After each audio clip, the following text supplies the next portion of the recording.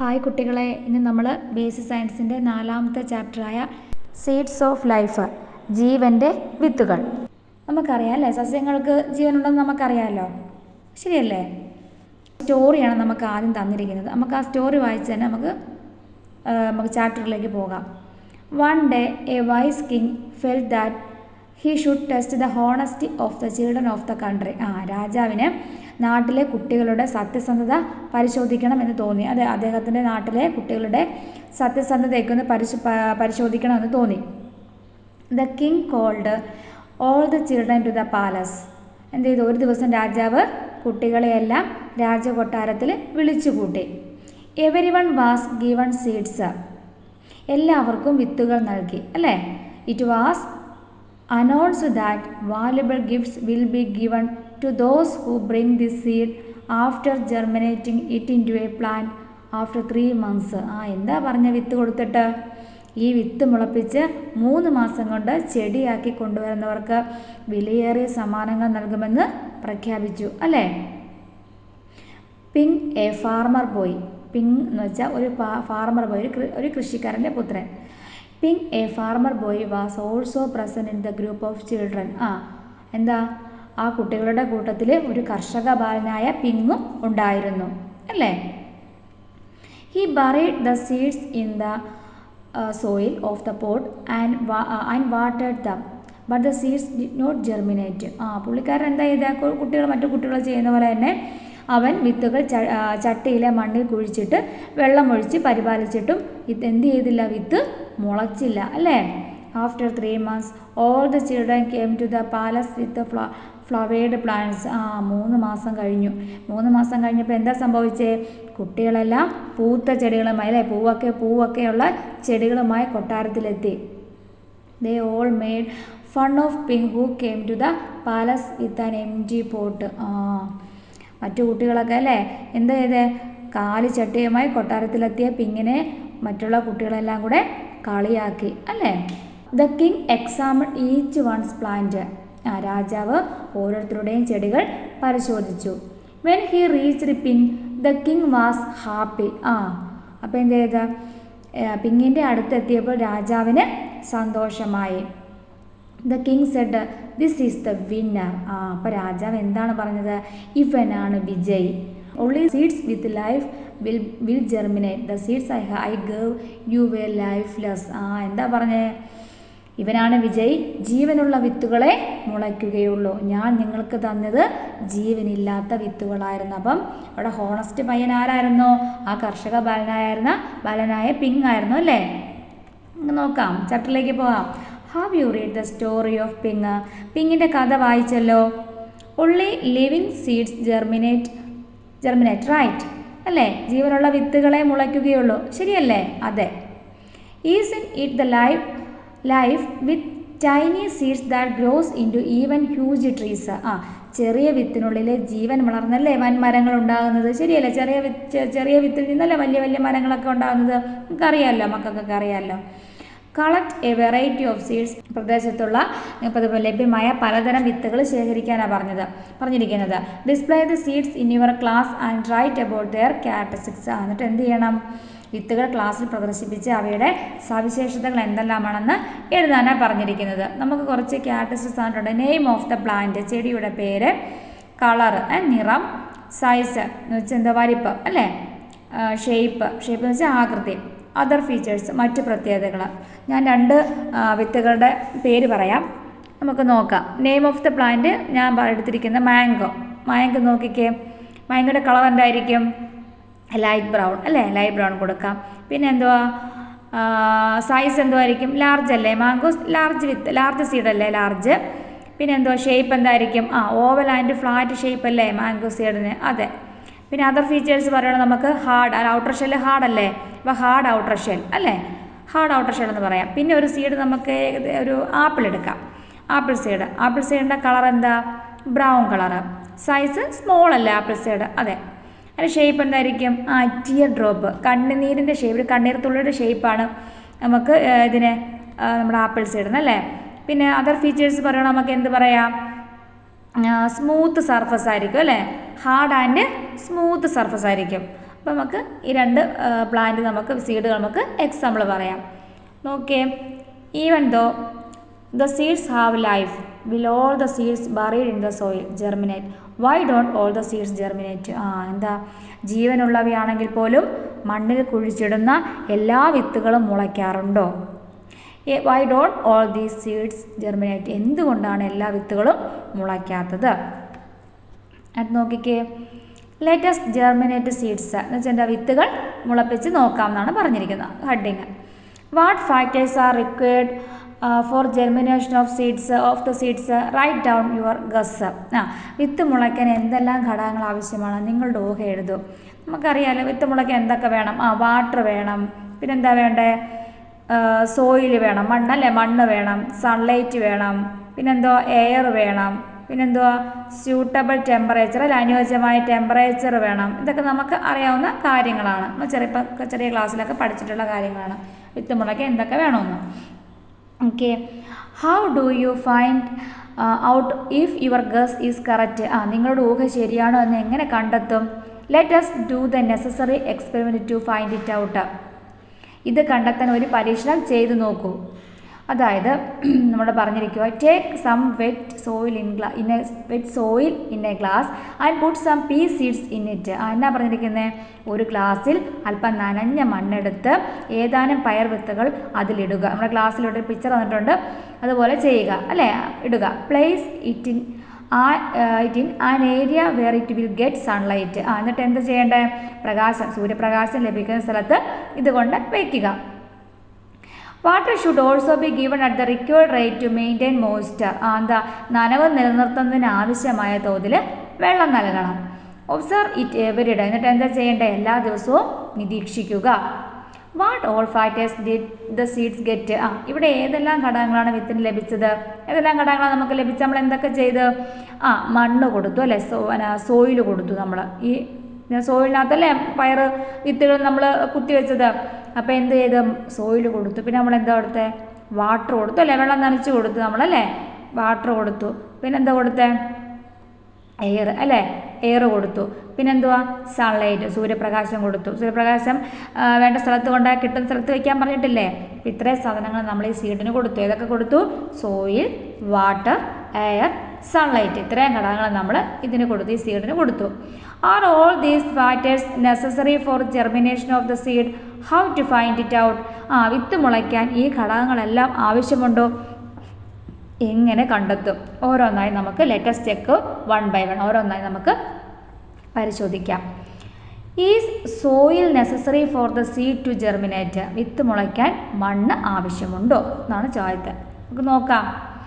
How do you find out that soil is necessary for the seeds to germinate? വിത്ത് മുളയ്ക്കാൻ മണ്ണ് ആവശ്യമുണ്ടോ എന്ന് എങ്ങനെ കണ്ടെത്തും? Can't we do it by examining if seeds placed without soil will germinate? മണ്ണിലല്ലാതെ വെച്ച വിത്ത് മുളയ്ക്കുമോ എന്ന് പരിശോധിച്ചാൽ പോരെ അല്ലേ? നമ്മൾ മണ്ണിൽ കുഴിച്ചിടുന്ന വിത്ത് അല്ലാതെ നമ്മൾ വേറെ ഏതെങ്കിലും പദാർത്ഥത്തിൽ വയ്ക്കുവാണെങ്കിൽ ആ വിത്ത് മുളയ്ക്കുമോ എന്ന് നോക്കിയാൽ പോരെ നമുക്ക്? അതെ, നോക്കിയാൽ മതി. Put a wet cotton ball in a glass and place the seeds on it. എന്താ പറഞ്ഞിരിക്കുന്നത്? ഒരു ചില്ലു ഗ്ലാസ് എടുത്തിട്ട് നനഞ്ഞ പഞ്ഞിയെടുത്ത് അതിനുള്ളിൽ വിത്ത് വെച്ച് നോക്കാനാണ് പറഞ്ഞത്. വിത്ത് വെച്ച് നോക്കൂ. What factors do the seeds gain? ഏതെല്ലാം ഘടകങ്ങളാണ് വിത്തിന് ലഭിക്കുന്നത്? Okay, what factors do the seeds lose? ഏതെല്ലാം ഘടകങ്ങളാണ് വിത്തിന് ലഭിക്കാത്തത്? ഓക്കെ, ഒരു വെറ്റ് കോട്ടൺ ഒരു ചില്ലു ഗ്ലാസ് വെച്ചിട്ട് അതിനകത്ത് നമ്മൾ പയർ മണി ഇട്ട് വെച്ചിരിക്കുക, പയർ വിത്ത് എടുത്ത് വെച്ചിരിക്കുക. അപ്പോൾ ഏതെല്ലാം ഘടകങ്ങളാണ് വിത്തിന് ലഭിക്കുന്നത്? ഏതൊക്കെയാണ് അതിന് ലഭിക്കുന്ന ഘടകം? The factors that the seed gets. ഏതൊക്കെ കിട്ടും? വാട്ടർ കിട്ടുന്നുണ്ടല്ലേ, വെറ്റ് കോട്ടൺ അല്ലേ, അപ്പോൾ വാട്ടർ ഉണ്ട്. പിന്നെ വായു, ഓൾറെഡി വായു കിട്ടുമല്ലോ നമുക്കറിയാം, എയർ കിട്ടും. പിന്നെന്താ? സൺലൈറ്റ്, സൂര്യപ്രകാശവും കിട്ടുന്നുണ്ട്. സൂര്യപ്രകാശത്തെ നമ്മൾ വെച്ചിരിക്കുന്നത്, സൂര്യപ്രകാശം കിട്ടുന്നുണ്ട്. അപ്പോൾ the factors that the seed does not get. വിത്തിന് ലഭിക്കാത്ത ഘടകം അവിടെ ഏതാ? സോയിൽ അല്ലേ, സോയിലേ ലഭിക്കാത്തത്. ഓക്കെ, അടുത്ത് നോക്കിയേ. Is water necessary for the seed to germinate? എന്താ പറഞ്ഞിരിക്കുന്നത്? വിത്ത് മുളയ്ക്കാൻ ജലം ആവശ്യമുണ്ടോ എന്നാണ് ചോദിച്ചിരിക്കുന്നത്. നമുക്ക് നോക്കാം. How do you find out if water is necessary for the seed to germinate? വിത്ത് മുളയ്ക്കാൻ ജലം ആവശ്യമുണ്ടോ എന്ന് എങ്ങനെ നമ്മൾ കണ്ടെത്തും അല്ലേ? വിത്ത് മുളയ്ക്കാൻ ജലം വേണോ എന്ന് നമ്മൾ എങ്ങനെ കണ്ടെത്തും? Which factor should be kept out of the experimenting items? ഏത് ഘടകം ലഭ്യമാക്കാതെയാണ് പരീക്ഷണം ചെയ്യേണ്ടത് ആണ് നമ്മൾ ചോദിക്കുക. പ്ലാൻ ദ നമ്മളോട് നിങ്ങൾ എക്സ്പെരിമെൻറ്റ് പ്ലാൻ ചെയ്യാനാണ് പറഞ്ഞിരിക്കുന്നത്. നിങ്ങൾ കുട്ടികളോടാണ് പറഞ്ഞിരിക്കുന്നത് എക്സ്പെരിമെൻ്റൊക്കെ ഇങ്ങനെ ഏത് ഘടകം കിട്ടാതെ അതിൻ്റെ വിത്തുകൾ മുളയ്ക്കുമെന്ന് നിങ്ങൾ പരീക്ഷണം നിങ്ങൾ തന്നെ സ്വന്തമായി ചെയ്യാനാണ് പറഞ്ഞിരിക്കുന്നത്. നമുക്ക് നോക്കാം. Is sunlight necessary for the seed to germinate? വിത്ത് മുളയ്ക്കാൻ സൂര്യപ്രകാശം ആവശ്യമുണ്ട്. അപ്പം നമ്മൾ ആദ്യം ചോദിച്ചു വിത്ത് മുളയ്ക്കാൻ ജലം ആവശ്യമുണ്ടോ എന്ന് ചോദിച്ചു. പിന്നെ വിത്ത് മുളയ്ക്കാൻ സൂര്യപ്രകാശം ആവശ്യമുണ്ടോ എന്നാണ് അടുത്ത ചോദ്യം. How do you find out if sunlight is necessary for the seed to germinate? വിത്ത് മുളയ്ക്കാൻ സൂര്യപ്രകാശം ആവശ്യമുണ്ടോ എന്ന് എങ്ങനെ കണ്ടെത്തും? What factor should be left avoided here? എന്താ ഇവിടെ ഒഴിവാക്കേണ്ട ഘടകം എന്താണ്? What changes should be made to the experiment to make this factor left out? എന്താണ് ഈ ഘടകത്തെ ഒഴിവാക്കാൻ പരീക്ഷണത്തിൽ എന്തെല്ലാം മാറ്റങ്ങൾ വരുത്തണം? നോക്കാം നമുക്ക്. Steel glass instead of transparent glass. എന്താ സുതാര്യമായ ഗ്ലാസ്സിന് പകരം നമ്മൾ കുറച്ച് മുമ്പ് നമ്മൾ കണ്ട് അത് നമ്മുടെ ഒരു സ്റ്റീൽ ഗ്ലാസ് എടുത്തിരിക്കുന്നത്. ഈ സ്റ്റീൽ ഗ്ലാസ്സിന് പകരം സുതാര്യമായ ഗ്ലാസ്സിന് പകരം എന്തെടുക്കണം? സ്റ്റീൽ ഗ്ലാസ് എടുക്കുക. നോക്കിയേ, ലെറ്റസ് ഡു ദ എക്സ്പെരിമെൻറ്റ്. നമുക്ക് പരീക്ഷണം ചെയ്യാം. Okay, let's try the experiments planned so far. ഇതുവരെ ആസൂത്രണം ചെയ്ത പരീക്ഷണങ്ങൾ നിങ്ങൾ ചെയ്ത പരീക്ഷണങ്ങളൊക്കെ നിങ്ങൾ ആസൂത്രണം ചെയ്ത പരീക്ഷണങ്ങൾ ചെയ്ത് നോക്കാനാണ് പറയണത്. നോക്കട്ടെ. Place green gram seed in a glass so that it receives soil, air, water and sunlight. എന്താ പറയുന്നത്? ഒരു ഗ്ലാസ്സിൽ മണ്ണ്, സോയിൽ എന്ന് വെച്ചാൽ മണ്ണ്, സോയിൽ, എയർ, വാട്ടർ അല്ലേ, വായു, ജലം, സൂര്യപ്രകാശം എന്നിവ ലഭിക്കുന്ന വിധം ചെറുപയർ വിത്ത് അല്ലേ, ഗ്രീൻ ഗ്രാം സീഡ് എന്ന് വെച്ചാൽ ചെറുപയർ വിത്ത് വയ്ക്കുക എന്ന് പറഞ്ഞിരിക്കുന്നത്. അപ്പോൾ എന്താ പറഞ്ഞിരിക്കുന്നത്? Place green gram seed in a glass so that it receives soil, air, water and sunlight. ഒരു ഗ്ലാസ്സിൽ മണ്ണ്, വായു, ജലം, സൂര്യപ്രകാശം എന്നിവ ലഭിക്കുന്ന വിധം ചെറുപയർ വിത്ത് വയ്ക്കുക. ഇതൊക്കെയാണ് മണ്ണ് കിട്ടും, വായു കിട്ടും, സൂര്യപ്രകാശം കിട്ടും, ജലം കിട്ടും എന്നിവ ലഭിക്കത്തക്ക വിധം ഒരു ചെറുപയർ വിത്ത് വയ്ക്കുക, ഒരു ഗ്ലാസ്സിൽ വയ്ക്കുക. അടുത്ത എന്തുവാ? Place the seeds in the other 3 glasses. മറ്റു 3 ഗ്ലാസ്സുകളിൽ എന്താ വയ്ക്കുന്നത്? Do not get any one of the following at the time soil, water and sunlight. അതായത് മറ്റു 3 ഒരു ഗ്ലാസ്സിൽ നമുക്ക് എല്ലാം കിട്ടത്തക്ക വിധത്തിൽ വയ്ക്കുക പയർ വിത്ത്. മറ്റു 3 ഗ്ലാസ്സുകളിൽ മണ്ണ്, ജലം, സൂര്യപ്രകാശം എന്നിവയിൽ ഓരോന്ന് ലഭിക്കാത്ത വിധം വിത്ത് വയ്ക്കുക. മനസ്സിലായ? ഒരെണ്ണത്തിൽ മൊത്തം കിട്ടുന്ന വിധത്തിൽ എല്ലാം കിട്ടുന്ന വിധത്തിൽ വയ്ക്കുക. മറ്റു 3 ഗ്ലാസ്സുകളിൽ മണ്ണ്, ജലം, സൂര്യപ്രകാശം ഇവയിൽ ഓരോന്ന് ലഭിക്കാത്ത വിധത്തിൽ വിത്ത് വയ്ക്കുക എന്നാണ് പറഞ്ഞിരിക്കുന്നത്. നിങ്ങൾ ഓരോ ദിവസം അതായത് ഇത് നിങ്ങൾ ചെയ്ത് നോക്കേണ്ട പരീക്ഷണം കേട്ടോ. Write each days observation in the science fair. എന്നിട്ട് ഓരോ ദിവസവും നിങ്ങൾ നിരീക്ഷിക്കണം. ഇതുപോലെ ഇപ്പോൾ ടീച്ചർ പറഞ്ഞ പോലെ ഒരു ഗ്ലാസ്സിൽ നിങ്ങൾ മൊത്തം ഒരു മണ്ണിട്ടിട്ട് അതിനകത്ത് പയർ വിത്ത് കുഴിച്ച് വെച്ചിട്ട് വെള്ളവും കൊടുക്കണം. എന്നിട്ട് സൂര്യപ്രകാശം കിട്ടത്തക്ക വിധത്തിൽ നിങ്ങൾ വിത്ത് വയ്ക്കണം. പിന്നെ 3 ഗ്ലാസ് വേറെ എടുത്തിട്ട് ഒരെണ്ണത്തിൽ മണ്ണ് കൊടുക്കാം. മനസ്സിലായോ? മണ്ണൊഴികെ മറ്റെല്ലാ ഘടകങ്ങളും മണ്ണൊഴികെ ബാക്കി ജലവും സൂര്യപ്രകാശം കിട്ടത്തക്ക വിധത്തിൽ ഒരു ഗ്ലാസ്സിൽ പയർ വയ്ക്കാം. പിന്നെന്തുവാ? മറ്റേ ഗ്ലാസ് 3ൽ ജലം കിട്ടരുത്, ബാക്കി മണ്ണും സൂര്യപ്രകാശം കിട്ടത്തക്ക വിധത്തിൽ ഗ്ലാസ് ഒരു മൂന്നാമത്തെ ഗ്ലാസ് വയ്ക്കുക. 4ാമത്തെ ഗ്ലാസ്സിൽ എന്തുവാ? സൂര്യപ്രകാശം കിട്ടരുത്, ബാക്കി എന്താ? മണ്ണും ജലവും കിട്ടത്തക്ക വിധത്തിൽ പയറുമണി കുത്തിവയ്ക്കുക, പയർ വിത്ത് കുത്തിവയ്ക്കുക. അപ്പോൾ നിങ്ങളിത് ചെയ്തിട്ട് പരീക്ഷിച്ചിട്ട് നിങ്ങളുടെ കണ്ടെത്തലുകൾ ഇതിനകത്ത് എഴുതാനാണ്. അപ്പോൾ ഓരോ ദിവസത്തെ 1, 2, 3, 4 ദിവസത്തെ കാണിച്ചിട്ടുണ്ട്. ഈ 4 ദിവസവും നിങ്ങൾ പരീക്ഷിച്ചിട്ട് അതിൻ്റെ റിസൾട്ട് എഴുതാനാണ് പറഞ്ഞിരിക്കുന്നത്. അത് നിങ്ങൾ ചെയ്തതിൻ്റെ റിസൾട്ട് എഴുതണം കേട്ടോ മക്കളെ. ഓക്കെ, അടുത്ത് നോക്കിക്കേ. Which all factors were found to be necessary for germination of seeds? എന്താ? വിത്ത് മുളയ്ക്കാൻ ഏതെല്ലാം ഘടകങ്ങൾ വേണമെന്നാണ് കണ്ടെത്തിയത്? നിങ്ങൾ കണ്ടെത്തിയത് ക്ലാസ്സിൽ അവതരിപ്പിക്കാനാണ് പറയുന്നത്. Present the findings to the class അല്ലേ, നിങ്ങൾ പരീക്ഷണത്തിൽ കണ്ടെത്തിയത് നിങ്ങൾ അവതരിപ്പിക്കാനാണ് പറയുന്നത്. Are there any other factors required for germination of seed? വിത്ത് മുളയ്ക്കാൻ ഇവയ്ക്ക് പുറമേ മറ്റേതെങ്കിലും ഘടകങ്ങൾ ആവശ്യമുണ്ടോ? How to find out? എങ്ങനെ കണ്ടെത്താം? Plan and conduct the experiment. അതും നിങ്ങളോട് പരീക്ഷണം തയ്യാറാക്കാനാണ് പറയുന്നത്. അതായത് വിത്ത് മുളയ്ക്കാൻ ഇവയ്ക്ക് പുറമെ മറ്റതിന് ഈ സൂര്യപ്രകാശം, അതുപോലെ തന്നെ മണ്ണ്, വായു, ജലം എന്നിവയ്ക്ക് പുറമെ വേറെ എന്തെങ്കിലും ഘടകങ്ങൾ ആവശ്യമുണ്ടോ എന്ന് നിങ്ങളോട് പരീക്ഷണം ചെയ്യാനാണ് പറഞ്ഞിരിക്കുന്നത്. ഓക്കെ, അടുത്ത നമ്മൾ മസ്റ്റായിട്ട് ഓർത്തിരിക്കേണ്ട കാര്യമാണ് ഫോർ സീഡ് ടു ജെർമിനേറ്റ്. എന്താ വിത്ത് മുളയ്ക്കാൻ എന്തൊക്കെ വേണം അല്ലേ? Okay, water is necessary for the germination of seeds. അപ്പോൾ നമുക്കിതിൽ നിന്ന് എന്ത് മനസ്സിലാക്കാൻ പറ്റും? ഈ പരീക്ഷണങ്ങളിൽ നിന്നെല്ലാം നമുക്ക് മനസ്സിലാക്കുന്ന ഒരു കാര്യമാണ് വിത്ത് മുളയ്ക്കാൻ ജലം ആവശ്യമാണ്. അപ്പോൾ എന്തുണ്ടെങ്കിലും വിത്ത് മുളയ്ക്കുള്ളൂ നമുക്ക് മനസ്സിലായി. എന്താ? Water is necessary for the germination of seeds. വിത്ത് മുളയ്ക്കാൻ ജലം ആവശ്യമാണ്. പിന്നെന്തുവാ? But the factors like soil and sunlight are not necessary. എന്താ പറഞ്ഞിരിക്കുന്നത്? എന്നാൽ മണ്ണ്, സോയിൽ, സൺലൈറ്റ്, സൂര്യപ്രകാശം എന്നീ ഘടകങ്ങൾ ആവശ്യമില്ല. But the factors like soil and sunlight are not necessary for seed germination or germination of seeds. അല്ലേ?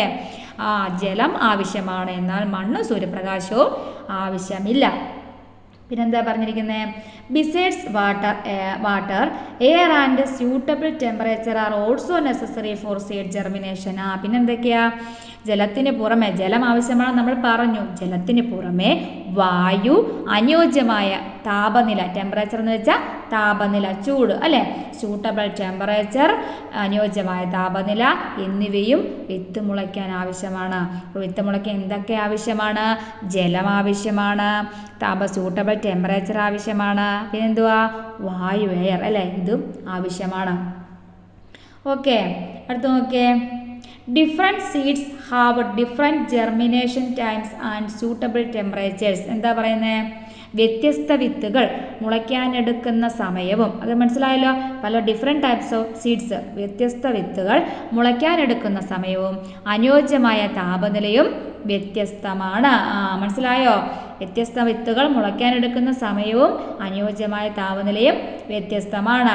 അപ്പം വിത്ത് മുളയ്ക്കാൻ എന്താ ആവശ്യം നമുക്ക് മനസ്സിലായി? ജലം ആവശ്യമാണ്. ജലത്തിന് പുറമെ വായുവും വേണം, സൂട്ടബിൾ ടെമ്പറേച്ചറും വേണം അല്ലേ? ഓക്കെ, ഇത് പഠിച്ചു വയ്ക്കണം കേട്ടോ. അത് അടുത്ത് നോക്കിയേ. ലൈഫ് വിത്തിൻ ദ സീഡ് എന്ന് വെച്ചാൽ എന്തുവാ? വിത്തിനുള്ളിലെ ജീവൻ. Okay, observe the germination of the green gram seed in the illustration. അതായത് നമുക്ക് ഒരു ചെറുപയർ വിത്തിൻ്റെ മുളയ്ക്കലാണ് നമുക്കിവിടെ ചിത്രത്തിൽ തന്നിരിക്കുന്നത്. അത് ഒരു ചെറുപയർ വിത്ത് മണ്ണിൽ നിന്ന് മുളച്ച് സ്പ്രൗട്ട് ചെയ്ത് മുളച്ച് പൊങ്ങുന്നതിൻ്റെ ചിത്രമാണ് നമുക്ക് താഴെ തന്നിരിക്കുന്നത്. അതൊന്ന് നിരീക്ഷിക്കാനാണ് നമ്മളോട് പറയുന്നത്. എന്നിട്ട് എന്ത് ചെയ്യണം? Record the changes that occur in the 5 days in the table. അപ്പം നമുക്ക് ഇത് മുളപ്പിക്കുക, അതായത് സീഡ് ഇട്ട് മണ്ണിലിട്ട് അത് ഓരോ സ്റ്റേജിൽ 5 ദിവസം കൊണ്ട് അതിനുണ്ടാകുന്ന മാറ്റങ്ങൾ, second day length, third day length, fourth day length, fifth day length, green gram സീഡിൻ്റെ 5 ദിവസങ്ങളുണ്ടായ മാറ്റങ്ങൾ ചിത്രം നോക്കിയിട്ട് എഴുതാനാണ് നമ്മളോട് പറയുന്നത്. നമുക്ക് ചിത്രത്തിൽ നോക്കി ജസ്റ്റ് ഒന്ന് പറയാം. ഫസ്റ്റ് ഡേ നമ്മൾ വിത്തിട്ടു അല്ലേ? സെക്കൻഡ് ഡേ എന്താ? അതിന് റാഡിക്കിൾ വന്ന്, ബീജമൂലം, ചെറിയൊരു വേര് അല്ലേ? മണ്ണിലേക്ക് ഇറങ്ങാൻ വേണ്ടി ഒരു ചെറിയ റാഡിക്കിൾ വന്നു. റാഡിക്കിൾ എന്ന് വെച്ചാൽ ബീജമൂലം, വേര്, കുഞ്ഞൊരു വേര് വന്നു, റാഡിക്കിൾ വന്നു. തേർഡ് ഡേയിൽ എന്താ പറയുന്നത്? തേർഡ് ഡേയിലും അത് തന്നെ അല്ലേ? ജസ്റ്റ് ആ റാഡിക്കിൾ നേരെ മണ്ണിലേക്ക് ഇറങ്ങുവാൻ ജസ്റ്റ് ബ്രാഞ്ചൊക്കെ വന്നു. പിന്നെ ഫോർത്ത് ഡേയിൽ എന്താ വന്നിരിക്കുന്നത്? കോട്ടിലിടൻ എന്ന് വെച്ചാൽ എന്തുവാ? കോട്ടിലിടുന്നത് വെച്ചാൽ ബീജപാത്രം. ഇപ്പോൾ വിത്ത് പതുക്കെ പൊട്ടി, എൻ്റെ പുറന്നോടൊക്കെ പൊട്ടി എന്താ വരുന്നത്? പുറന്നോടൊക്കെ പൊട്ടി പതുക്കെ ചെറിയ ഇലകൾ വരുന്നു അല്ലേ? ചെറിയ ഇല വരുന്നു. ഫിഫ്ത്ത് ഡേയിലോ? ഫിഫ്ത്ത് ഡേയിൽ എന്തൊക്കെ വന്നു? ബീജശീർഷം വന്നു അല്ലേ? ബീജശീർഷം എന്ന് വെച്ചാൽ എന്തുവാ? പ്ലമ്യൂള് വന്നു അല്ലേ? അത് ഇലയെല്ലാം ബ്രാഞ്ചൊക്കെ, അതായത് വേരുകളൊക്കെ താഴത്തേക്ക് ബ്രാഞ്ചായി പോയി ഇലകൾ പ്ലമ്യൂള്, ബീജശീർഷം വന്നു അല്ലേ? അത് വിത്ത് പൊട്ടി മൊത്തത്തിൽ ഇലയായിട്ട് പുറത്തേക്ക് വന്നു. ഓക്കെ, അതാണ് നമ്മൾ ഇവിടെ ഈ ഫൈൻഡിങ്സ് എഴുതാൻ പറയാം. നിങ്ങൾ നോക്കിയിട്ട് എഴുതുക കേട്ടോ. Illustrate the recordings in the science. അപ്പം നമ്മൾ ഈ ചിത്രം നോക്കിയിട്ട് അത് പരിശോധിച്ച് അതിൻ്റെ ഇത് എഴുതാനാണ് പറഞ്ഞിരിക്കുന്നത്. ഫൈൻഡിങ്സ് എഴുതാനാണ് നമ്മളോട് പറഞ്ഞിരിക്കുന്നത്. നിങ്ങൾ നോക്കി അത് എഴുതി വെച്ചാൽ മതി കേട്ടോ. Examine the glasses from previous experiments. Okay, മുൻ പരീക്ഷണങ്ങളിലെ ഗ്ലാസുകൾ പരിശോധിക്കൂ. Which plant grows best after germination. വിത്ത് മുളച്ച ശേഷം ശേഷം നന്നായി വളരുന്നത് ഏത് ഗ്ലാസ്സിലെ ചെടിയാണ്? Which factors did the best growing plant receive? ഏറ്റവും നന്നായി വളരുന്ന ചെടിക്ക് ഏതെല്ലാം ഘടകങ്ങളാണ് ലഭിച്ചത്? നമുക്കറിയാം അല്ലേ, ഏറ്റവും നന്നായി വളരുന്ന ചെടിക്ക് ഏതെല്ലാം ഘടകങ്ങൾ ലഭിച്ചിട്ടുണ്ടാവും? സൺലൈറ്റ് ലഭിച്ചിട്ടുണ്ടാവും, എയർ ലഭിച്ചിട്ടുണ്ടാവും, പിന്നെ എന്താ സൂട്ടബിൾ ടെമ്പറേച്ചർ ലഭിച്ചിട്ടുണ്ടാവും, വാട്ടർ ലഭിച്ചിട്ടുണ്ട് അല്ലേ, വാട്ടർ ലഭിച്ചിട്ടുണ്ട്, ഇത്തരം കാര്യങ്ങൾ ലഭിച്ചിട്ടില്ലേ? സോയിൽ ലഭിച്ചിട്ടുണ്ട്. അപ്പം ശരിക്കും അതായത് നന്നായി വളരുന്ന ചെടിക്ക് നമ്മൾ സൺലൈറ്റ് വേണം, എയർ വേണം, വാട്ടർ വേണം, സൂട്ടബിൾ ടെമ്പറേച്ചർ വേണം. ഇതെല്ലാം ഉണ്ടെങ്കിൽ ഒരു ചെടിക്ക് നന്നായിട്ട് വളരാൻ സാധിക്കുകയുള്ളൂ അല്ലേ. നമ്മൾ പഠിച്ചു കഴിഞ്ഞു. അടുത്ത ടോപ്പിക് നമുക്ക് പഠിക്കാനുള്ളത് ഹൈഡ്രോപോണിക്സ് എന്നാണ്. ഹൈഡ്രോപോണിക്സ് ഇത് ഇമ്പോർട്ടൻ്റ് ആണ് കേട്ടോ, പഠിച്ചു വയ്ക്കണം. Hydroponics is a new method of growing plants without soil. മണ്ണില്ലാതെയും സസ്യങ്ങൾ വളർത്തുന്ന നൂതന രീതിയാണ്, പുതിയ രീതിയാണ്, നൂതന രീതിയാണ് hydroponics. In this method of cultivation plants R grown in A nutrient solution instead of soil. ഇവിടെ എന്താ മണ്ണിന് പകരം ഉപയോഗിക്കുന്നത്? ഈ കൃഷി രീതിയിൽ മണ്ണിന് പകരം പോഷക ലായനിയിൽ സസ്യങ്ങൾ വളർത്തുകയാണ് ചെയ്യുന്നത്. അപ്പോൾ ഹൈഡ്രോപോണിക്സ് എന്ന് പറഞ്ഞാൽ എന്താ പഠിക്കണം കേട്ടോ. Hydroponics is a new method of growing plants without soil. മണ്ണില്ലാതെ സസ്യങ്ങൾ വളർത്തുന്ന നൂതന രീതിയാണ് hydroponics. In this method of cultivation, plants are grown in a nutrient solution instead of soil. ഈ കൃഷി രീതിയിൽ മണ്ണിന് പകരം പോഷക ലായനിയിലാണ് സസ്യങ്ങൾ വളർത്തുന്നത് കേട്ടല്ലോ. അപ്പം അങ്ങനെ വളർത്തുന്ന രീതിക്ക് പറയുന്ന കൃഷി രീതിക്ക് പറയുന്ന പേരാണ് ഹൈഡ്രോപോണിക്സ്. ഓക്കെ.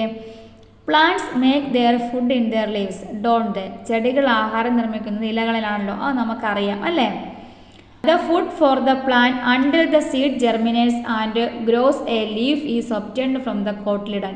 എന്താ പറഞ്ഞിരിക്കുന്നത്? വിത്ത് മുളച്ച് ഇലയുണ്ടാകുന്നത് വരെ ചെടിക്കുള്ള ആഹാരം ലഭിക്കുന്നത് എവിടെ നിന്നാ? ബീജപത്രത്തിൽ നിന്നാണ്. ബീജപത്രത്തിൽ നിന്ന് വെച്ചാൽ കോട്ടിലിഡനിൽ നിന്നാണ് അല്ലേ. കോട്ടിലിഡൻ നമ്മൾ മുകളിൽ ചിത്രത്തിൽ കണ്ടില്ലേ, കോട്ടിലിഡൻ ഉണ്ടായ കണ്ട ഈ കോട്ടിലിഡനിൽ നിന്നാണ് വിത്ത് മുളച്ച ഇല ഉണ്ടാകുന്നത് വരെ ചെടിക്കുള്ള ആഹാരം ലഭിക്കുന്നത് ബീജപത്രത്തിൽ നിന്നാണ്.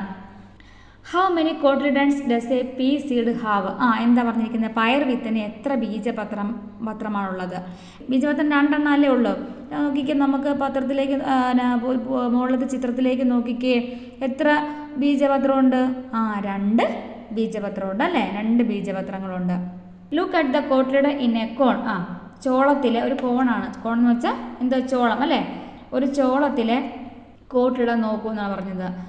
R there 2 cotyledons in a corn as in the pea seeds? Pea സീഡ്സിൽ എത്ര കോട്ടിലിഡൻ ഉണ്ടെന്ന് നമ്മൾ പറഞ്ഞു? 2 കോട്ടിലിഡൻ അല്ലേ. അതുപോലെ തന്നെ എത്ര ഉണ്ട്? പയർ വിത്തിലേതുപോലെ 2 ബീജപത്രങ്ങൾ അല്ലേ, 2 കോട്ടിലിഡൻ ചോളത്തിൽ കാണുന്നുണ്ടോ? There is only 1 cotyledon in a corn. നോക്കിക്കേ, കോണിൽ എത്ര കോട്ടിലിഡൻ ഉണ്ട്?